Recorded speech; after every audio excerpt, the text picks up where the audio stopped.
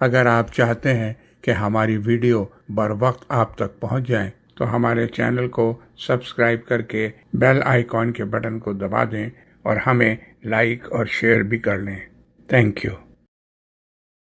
اعوذ باللہ من الشیطان الرجیم۔ پناہ مانگتا ہوں اللہ کی شیطان مردود سے۔ بسم اللہ الرحمن الرحیم۔ اللہ کے نام سے جو بہت مہربان نہایت رحم کرنے والا ہے۔ یا ایہا الذین آمنوا اجتنبوا کثیرا من الظن ان بعض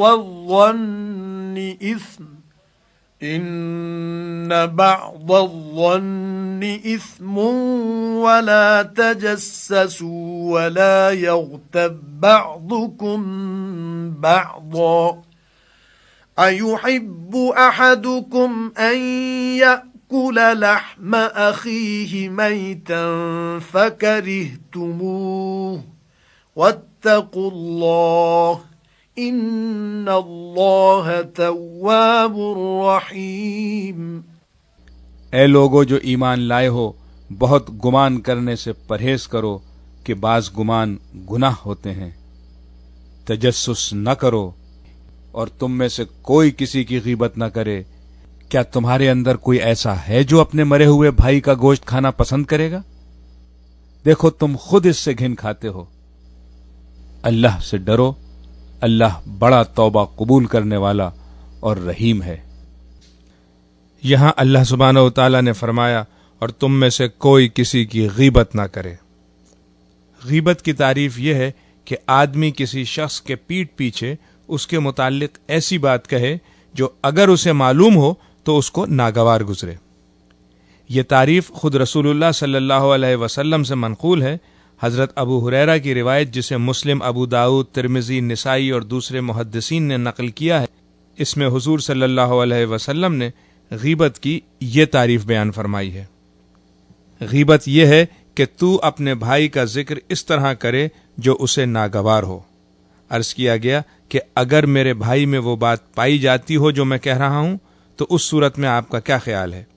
فرمایا کہ اگر اس میں وہ بات پائی جاتی ہو تو تو نے اس کی غیبت کی، اور اگر اس میں وہ موجود نہ ہو تو تو نے اس پر بہتان لگایا۔ حضور صلی اللہ علیہ وسلم کے اس ارشاد سے معلوم ہوا کہ کسی شخص کے خلاف اس کے پیچھے جھوٹا الزام لگانا بہتان ہے اور اس کے واقعی عیوب بیان کرنا غیبت۔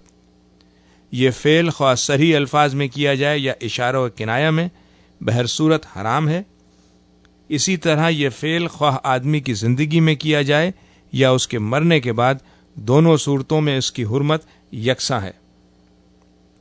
ابو داؤد کی روایت ہے کہ معاذ بن مالک اسلمی کو جب زنا کے جرم میں رجم کی سزا دے دی گئی تو نبی صلی اللہ علیہ وسلم نے راہ چلتے ایک صاحب کو اپنے دوسرے ساتھی سے یہ کہتے سن لیا کہ اس شخص کو دیکھو، اللہ نے اس کا پردہ ڈھانک دیا تھا مگر اس کے نفس نے اس کا پیچھا نہ چھوڑا جب تک یہ کتے کی موت نہ مار دیا گیا۔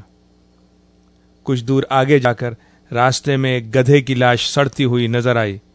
حضور صلی اللہ علیہ وسلم رک گئے اور ان دونوں اصحاب کو بلا کر فرمایا، اتریے اور اس گدھے کا لاش تناول فرمائیے۔ ان دونوں نے عرض کیا، یا رسول اللہ صلی اللہ علیہ وسلم، اسے کون کھائے گا؟ فرمایا، ابھی ابھی آپ لوگ اپنے بھائی کی عزت پر جو حرف زنی کر رہے تھے وہ اس گدھے کی لاش کھانے سے بہت زیادہ بری تھی۔ اس حرمت سے مستثنا صرف وہ صورتیں ہیں جن میں کسی شخص کے پیٹھ پیچھے یا اس کے مرنے کے بعد اس کی برائی بیان کرنے کی کوئی ایسی ضرورت لاحق ہو جو شریعت کی نگاہ میں ایک صحیح ضرورت ہو اور وہ ضرورت غیبت کے بغیر پوری نہ ہو سکتی ہو، اور اس کے لیے اگر غیبت نہ کی جائے تو غیبت کی بنسبت زیادہ بڑی برائی لازم آتی ہو۔ حضور صلی اللہ علیہ وسلم نے اس استثناء کو اصولاً یوں بیان فرمایا ہے، بدترین زیادتی کسی مسلمان کی عزت پر ناحق حملہ کرنا ہے۔ اس ارشاد میں ناحق کی قید یہ بتائی ہے کہ حق کی بنا پر ایسا کرنا جائز ہے۔ پھر خود نبی صلی اللہ علیہ وسلم ہی کے طرز عمل میں ہم کو چند نظیریں ایسی ملتی ہیں جن سے معلوم ہو جاتا ہے کہ حق سے مراد کیا ہے اور کس قسم کے حالات میں غیبت بقدر ضرورت جائز ہو سکتی ہے۔ ایک مرتبہ ایک بدو آ کر حضور کے پیچھے نماز میں شامل ہوا اور نماز ختم ہوتے ہی یہ کہتا ہوا چل دیا کہ خدایا مجھ پر رحم کر اور محمد پر، اور ہم دونوں کے سوا کسی کو اس رحمت میں شریک نہ کرنا۔ حضور نے صحابہ سے فرمایا، تم لوگ کیا کہتے ہو، یہ شخص زیادہ نادان ہے یا اس کا اونٹ؟ تم نے سنا نہیں کہ یہ کیا کہہ رہا تھا؟ اس حدیث کو ابو داؤد نے روایت کیا ہے۔ یہ بات حضور صلی اللہ علیہ وسلم کو اس کے پیٹھ پیچھے کہنی پڑی، کیونکہ وہ سلام پھیرتے ہی جا چکا تھا۔ اس نے چونکہ حضور صلی اللہ علیہ وسلم کی موجودگی میں ایک بہت غلط بات کہہ دی تھی، اور آپ کا اس پر خاموش رہ جانا کسی شخص کو اس غلط فہمی میں ڈال سکتا تھا کہ ایسی بات کہنا کسی درجے میں جائز ہو سکتا ہے، اس لیے ضروری تھا کہ آپ اس کی تردید فرمائیں۔ ایک خاتون فاطمہ بنت قیس کو دو صاحبوں نے نکاح کا پیغام دیا، ایک حضرت معاویہ، دوسرے حضرت ابو الجہم۔ انہوں نے آ کر حضور سے مشورہ طلب کیا۔ آپ نے فرمایا، معاویہ مفلس ہیں اور ابو الجہم بیویوں کو بہت مارتے پیٹتے ہیں۔ اس کو بخاری اور مسلم دونوں نے روایت کیا ہے۔ یہاں ایک خاتون کے لیے مستقبل کی زندگی کا مسئلہ درپیش تھا اور حضور صلی اللہ علیہ وسلم سے انہوں نے مشورہ طلب کیا تھا۔ اس حالت میں آپ نے ضروری سمجھا کہ دونوں صاحبوں کی جو کمزوریاں آپ کے علم میں ہیں وہ انہیں بتا دیں۔ ایک موقع پر حضرت ابو سفیان کی بیوی ہند بنت عتبہ نے آ کر حضور صلی اللہ علیہ وسلم سے عرض کیا کہ ابو سفیان ایک بخیل آدمی ہیں اور مجھے اور میرے بچوں کو اتنا نہیں دیتے جو ضروریات کے لیے کافی ہو۔ اس کو بھی بخاری اور مسلم دونوں نے روایت کیا ہے۔ بیوی کی طرف سے شوہر کی غیر موجودگی میں یہ شکایت اگرچہ غیبت تھی، مگر حضور صلی اللہ علیہ وسلم نے اس کو جائز رکھا، کیونکہ مظلوم کو یہ حق پہنچتا ہے کہ ظلم کی شکایت کسی ایسے شخص کے پاس لے جائے جو اس کو رفع کرا سکتا ہو۔ پیٹھ پیچھے کسی کی بدگوئی کرنا مطلقاً حرام ہے۔ یہ بدگوئی اگر سچی ہو تو غیبت ہے، جھوٹی ہو تو بہتان ہے، اور دو آدمیوں کو لڑانے کے لیے ہو تو چغلی ہے۔ شریعت ان تینوں چیزوں کو حرام کرتی ہے۔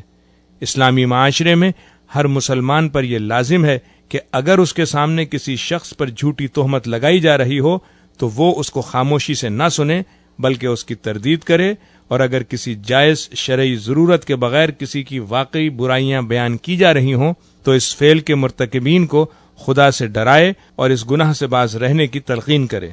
نبی صلی اللہ علیہ وسلم کا ارشاد ہے کہ اگر کوئی شخص کسی مسلمان کی حمایت ایسے موقع پر نہیں کرتا جہاں اس کی تذلیل کی جا رہی ہو اور اس کی عزت پر حملہ کیا جا رہا ہو، تو اللہ تعالیٰ بھی اس کی حمایت ایسے مواقع پر نہیں کرتا جہاں وہ اللہ کی مدد کا خواہاں ہو۔ اور اگر کوئی شخص کسی مسلمان کی حمایت ایسے موقع پر کرتا ہے جہاں اس کی عزت پر حملہ کیا جا رہا ہو اور اس کی تذلیل و توہین کی جا رہی ہو، تو اللہ عز و جل اس کی مدد ایسے مواقع پر کرتا ہے جہاں وہ چاہتا ہے کہ اللہ اس کی مدد کرے۔ رہا غیبت کرنے والا، تو جس وقت بھی اسے احساس ہو جائے کہ وہ اس گناہ کا ارتکاب کر رہا ہے یا کر چکا ہے، اس کا پہلا فرض یہ ہے کہ اللہ سے توبہ کرے اور اس حرام فعل سے رک جائے۔ اس کے بعد دوسرا فرض اس پر یہ عائد ہوتا ہے کہ حتی الامکان اس کی تلافی کرے۔ اگر اس نے کسی مرے ہوئے آدمی کی غیبت کی ہو تو اس کے حق میں کثرت سے دعائے مغفرت کرے۔ اگر کسی زندہ آدمی کی غیبت کی ہو اور وہ خلاف واقعہ بھی ہو تو ان لوگوں کے سامنے اس کی تردید کرے جن کے سامنے وہ پہلے یہ بہتان تراشی کر چکا ہے۔ اور اگر سچی غیبت کی ہو تو آئندہ پھر کبھی اس کی برائی نہ کرے اور اس شخص سے معافی مانگے جس کی اس نے برائی کی تھی۔ علماء کا ایک گروہ کہتا ہے کہ معافی صرف اسی صورت میں مانگنی چاہیے جبکہ اس شخص کو اس کا علم ہو چکا ہو، ورنہ صرف توبہ پر اکتفا کرنا چاہیے، کیونکہ اگر وہ شخص بے خبر ہو اور غیبت کرنے والا معافی مانگنے کی خاطر اسے جا کر یہ بتائے کہ میں نے تیری غیبت کی تھی تو یہ چیز اس کے لیے اذیت کی موجب ہوگی۔ یہاں جو اللہ سبحانہ و تعالیٰ نے فرمایا، کیا تمہارے اندر کوئی ہے جو اپنے مرے ہوئے بھائی کا گوشت کھانا پسند کرے گا؟ تو اس فقرے میں اللہ تعالیٰ نے غیبت کو مرے ہوئے بھائی کا گوشت کھانے سے تشبیہ دے کر اس فعل کے انتہائی گھناؤنے ہونے کا تصور دلایا ہے۔ مردار کا گوشت کھانا بجائے خود نفرت کے قابل ہے، کجا کہ وہ گوشت بھی کسی جانور کا نہیں بلکہ انسان کا ہو، اور انسان بھی کوئی اور نہیں خود اپنا بھائی ہو۔ پھر اس تشبیہ کو سوالیہ انداز میں پیش کر کے اور زیادہ مؤثر بنا دیا گیا ہے تاکہ ہر شخص اپنے ضمیر سے پوچھ کر خود فیصلہ کرے کہ آیا وہ اپنے مرے ہوئے بھائی کا گوشت کھانے کے لیے تیار ہے۔ اگر نہیں ہے اور اس کی فطرت اس چیز سے گھن کھاتی ہے تو آخر وہ کیسے یہ بات پسند کرتا ہے کہ اپنے ایک مومن بھائی کی غیر موجودگی میں اس کی عزت پر حملہ کرے جہاں وہ اپنی مدافعت نہیں کر سکتا۔ اور حرام ہونے کی بنیادی وجہ اس شخص کی دل آزاری نہیں ہے جس کی غیبت کی گئی ہو، بلکہ کسی شخص کی غیر موجودگی میں اس کی برائی کرنا بجائے خود حرام ہے، قطع نظر اس سے کہ اس کو اس کا علم ہو یا نہ ہو اور اس کو اس فعل سے اذیت پہنچے یا نہ پہنچے۔ ظاہر ہے کہ مرے ہوئے آدمی کا گوشت کھانا اس لیے حرام نہیں ہے کہ مردے کو اس سے تکلیف ہوتی ہے، مردہ بیچارہ تو اس سے بے خبر ہوتا ہے کہ اس کے مرنے کے بعد کوئی اس کی لاش بھموڑ رہا ہے، مگر یہ فعل بجائے خود ایک نہایت گھناؤنا فعل ہے۔